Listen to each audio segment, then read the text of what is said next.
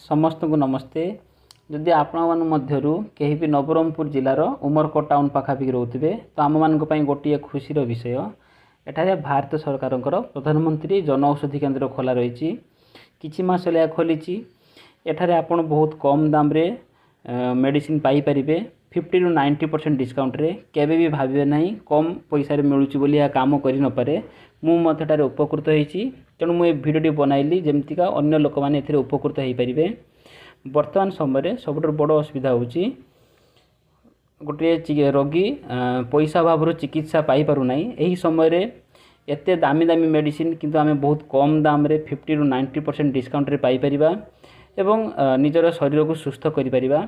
आपण मान को अनुरोध करी एठा को आसंतु मेडिसिन नियंतु निजर शरीर को सुस्थ रखंतु एवं जदि सुस्थ होउछन्ते अन्य लोक मान मध्य आपण ए विषय जणांतु कारण समस्त जेमती एथिरे चिकित्सा पाई पारी सुस्थ रहिबे। एतिगिरे रहउची। धन्यवाद।